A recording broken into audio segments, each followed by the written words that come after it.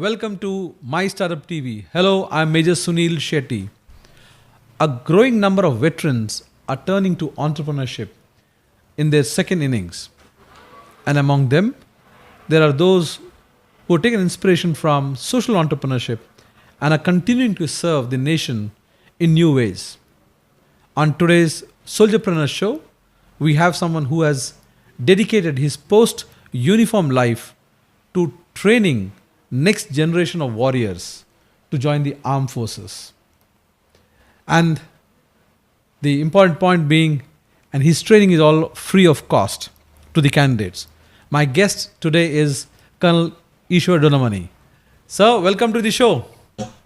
Thank you. Nice to meet you after a long time. Same here, sir. So, sir, for the benefit of our Soldierpreneur show is watched by definitely those soldiers who have become entrepreneurs. Apart from that, there are many young who watch our show, especially those who are inspiring to join the armed forces. So, one of the things that they want to hear is the stories from the when our guests are in the uniform, are wearing the uniform. So, if you could start by talking about your journey in the armed forces. How did that go about? What made you join the armed forces in the first place? What was the inspiration behind that? If you can take that from the joining to the time you decided to hang your uniform. Actually started my schooling in a Kannada medium school in my hometown, and it was by chance that just 2 months prior to the Sainik school entrance exam, I got to know that there is a Sainik school existing in my state, and there was a teacher who used to coach students. So I was the last entry, but somehow I was good in maths and I was able to crack that exam with full government scholarship and joined Sainik school Bijapur with being 7th in the merit in my state. So after that, as you join Sainik school, the Sainik schools were established in those days to prepare students for future leadership roles. So that is to join NDA. That was the aim of my school when they were established. All the Sainik schools were established with this aim. And those cadets who joined National Defence Academy, they were treated like VIPs and shown as heroes, despite anyone else achieving any other greater career. So that automatically fueled the path to the NDA. So as usual, in the first attempt, I cracked, I joined NDA, and that was the start of the journey. And thereafter, once you get in NDA, then you are funneled into a training institutes, and that's how I finished my 3 years in 1984, then 1 year at Indian Military Academy, Dehradun, and that's how then I landed up in infantry, that is 12 over. So thereafter spent about 22 years there, and then took VRS in 2006. However, in this 22 years, it was either fighting the militants or the anti-national elements or in higher altitudes, except for 2 tenures, one in Delhi and one in Bangalore. That's it. That means out of 22, about 18 years were all dedicated to high action drama and rest in instructional appointments. So that was it. And sir, any incident or any operation or any particular thing that you fondly remember from your armed forces days? The operation we did was in Kashmir Valley. That was the initial starting time of the insurgency, where it was very hard to get information because they were all pro-militants and pro-separatists. So it was extremely difficult to get any information about the people. So a group of 3 officers, me, one Amarjeet and YS Mahiwal, and about 12 of our Jawans who could speak Kashmiri. We disguised ourselves as Kashmiri militants, roamed around in the villages. For 3 months, we had no success. And once we did that operation, we trapped a JKLF gang and brought them into a zone. And there was a firefight. We were able to capture about 10 of them alive. And after that, in the next 3 months, we were able to round up 300 people and get almost 600 weapons. So that was the success. So these kind of things we had to resort to do. So it was very interesting to carry out these operations, but they are very high risk Because if something goes wrong, nobody won't be. Only when it succeeded, people came behind and packed your back. No, very true, sir. And that's amazing that your the disguise operation that you did. You went in disguise, moved around, and led to 300 plus militants being captured or killed, which is a big number, and 600 weapons. That itself speaks volumes about the kind of work you did. So once you decided to hang uniform and come out, what was that factor, or what was that one inspiration that made you take up the work that you're doing currently, which is preparing the next generation of warriors, and that too free of cost. So basically, you're running a social entrepreneurship. I was a young captain in the military operation directorate, where we used to write reports, and these reports were sent direct to the ministries, PMO's office, and things like that. And on record, I was the youngest captain to get posted there, and nobody can beat that record. I just completed 6 years of service and then landed up there.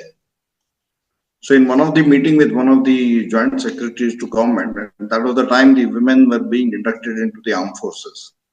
And there were no such facilities like training institutes or coaching institutes in the way back in 91, 92. So he casually asked me, can you help one of the candidates who is aspiring to join? Can you help? I said, fine, let the father and the daughter come to my home. I will sit and we'll guide. And that was my first experiment, and my first student cracked her SSB and joined in the first attempt.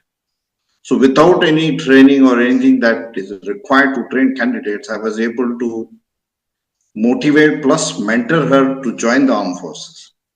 So that was the start of the journey, and I did not take any money. I said, okay, this is one thing which is naturally inbuilt in me. So I know what it takes to train people without any formal training. So I started doing that, and I started doing research on my own. What is it that I need to tell students, and how do I make a difference to people who don't have access to this kind of information? I found the biggest factor was the money, second was time, and third was their availability. So these three factors were what forced me, I thought, let's get on to a medium where I can do it free of cost. And Corona was one thing where the online things became very accessible. Otherwise, to host any video meeting, etc., you have to pay through your skin. But once Corona came in, all these things got simplified and it became free of cost. Otherwise, I used to train through social media like Facebook and things like that, but they were all limited to one or two individuals. But post-Corona, I've gone on big scale. That is basically to help underprivileged, those who are financially challenged, those who are financially time challenged, and those who do not have access. They don't get leave. They are working professionals. They also want to join the armed forces. People are in their 7th, 8th semesters. They don't get that leave, And second thing is too expensive. Any training establishment across the country today charges anything between 25 to 30,000 rupees for a 10-day course. And they don't really teach much. So what I decided to do was to go on a different path, find what exactly is required, and every student is customized and trained. So that is the thing that helped me start doing this. I started with just about 3 candidates about 2 years back. And today I have more than 1,500 students online, and they can come and join anytime, leave anytime, attend as many classes as they want. There is no restriction. So that limitation or the student's compulsion to attend on a regular basis is not there. It's as per his choice, and he enjoys that freedom, and they like that timing between 9 to 12 at midnight, 9 o'clock in the evening till midnight. But that is the time when nobody is engaged anywhere else, except those who are following some work culture of US or West. Most of them are able to attend very regularly. And I found this time slot was what they enjoy. So that's how I started doing this, and this has been very successful entrepreneur. And in the last 3 years, I must have contributed about 250 plus candidates into the academies. Well, sir, 250 candidates to the academy is like almost a half a battalion, isn't it? Infantry wala 250. So you already created half a infantry battalion, a little more than half a infantry battalion to to the armed forces, which is commendable, because you're doing it for free, and having served myself, going through SSB also is not an easy thing. It requires some amount of brushing, some amount of smoothing edges, so that you know what to do. You may be the be the best person, but going through the psychological examination itself is a challenge. Unless you can there is somebody who can handhold and take you through the process, make you understand what is expected out of you. It's very difficult. Yes, I agree with what you say. And there are a whole lot of people on the online counseling type of people. Can you imagine they charge about 5,000 rupees just to tell what SSB is all about, just for an hour's class? It's not feasible for people who are economically challenged to pay that kind of fees, and they won't tell you anything. And the feedbacks they give, they are very sketchy. So I spend more time on feedback than actually their performance. So that is where I make the difference. It's the kind of feedback that you give to the child, a very honest feedback that this is where you need to improve. You need to improve your communication skills. I even take their English classes. I tell them how to improve their spoken English, how to increase their physical fitness. So these are things which nobody will tell you. All the coaching centers, they have their own structured class. The day you pay your fees, you have more of a telephone number or a candidate number. And since the competition is so stiff and nobody can guarantee selection, they have no liability towards you. They have no loyalty towards you. Whereas mine is a continuous process. People have been with me for 2 years and they have finally made it. So that is the kind of attachment I have with the students. And it's almost like it's even going beyond the classes that I mentor them. So that is where the strength lies. And if somebody To wants to come come and and attend a physical class in Bangalore, I know you live in Bangalore. Is that option available? The best thing for anyone to come and have physical classes is there are training institutes very close by, in almost all the metros everywhere. Since I'm able to hold the complete side part, I'm able to take the interview, I'm able to do some part of the GTO also. There are very few things about GTO which you need to see, that is those progressive grip tasks and various other tasks. So it needs about 3 days of exposure. So I have a tie-up with people around the country. So I suggest you go to the nearest center and do it there. So if they come to me also, I will send them to a center. They will train. They can even stay there and then get trained.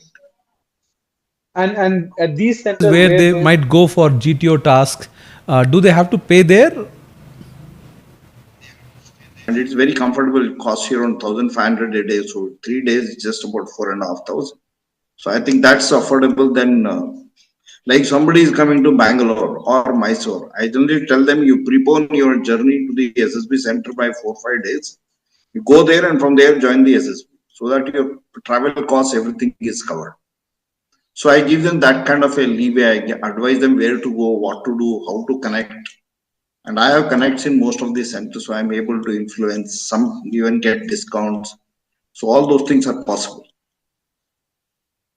and so you also said at the beginning That that you got into Sainik school because one of your teachers, guided you, right? Or at least advised you to write for the Sainik school, and you were in the last batch you got in.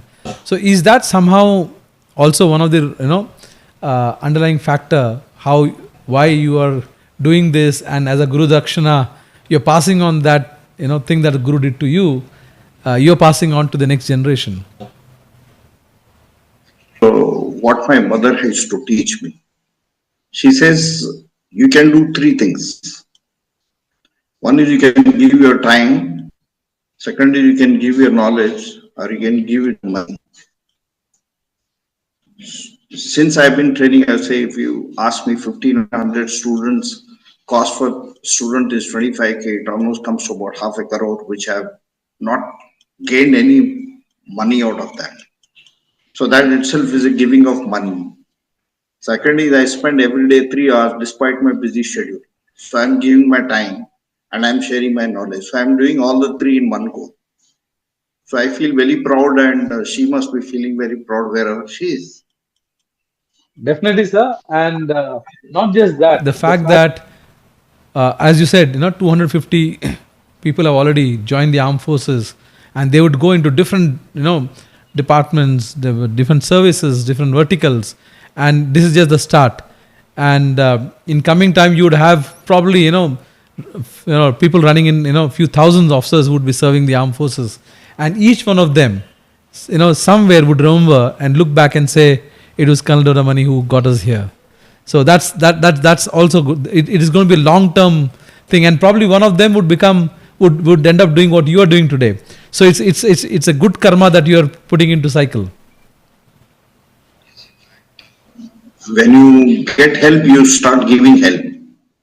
So one of the things that I started this with the apartment where I stay. We adopted a government school, and we teach these government school kids of give and take.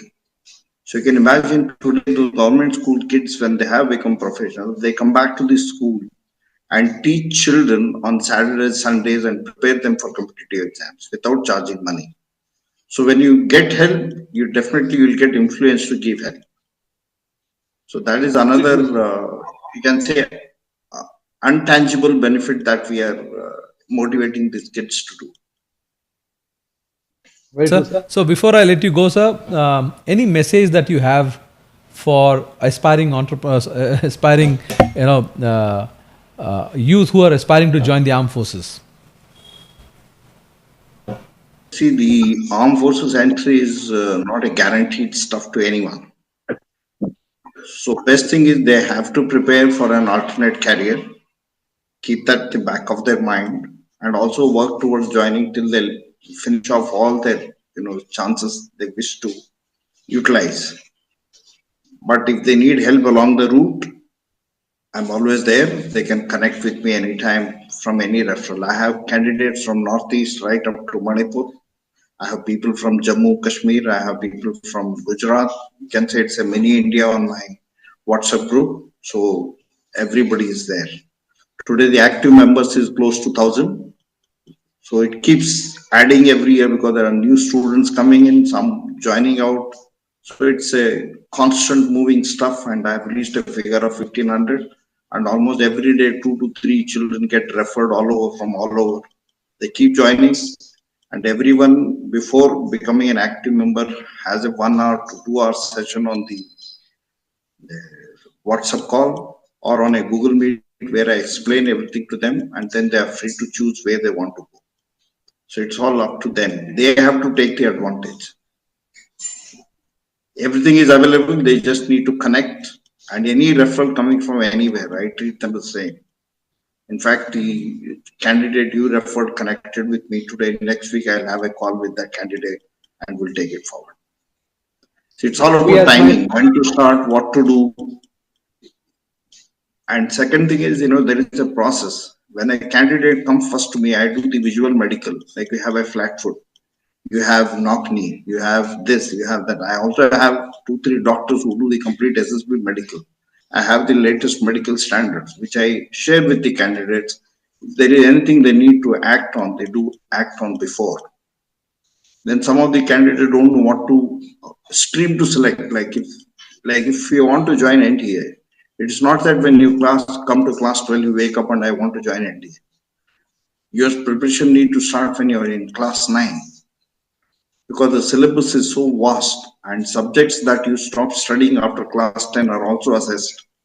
So there is a whole science of preparing for the defense exams, because they are more of an overall personality, not just your academic skill and selected subjects.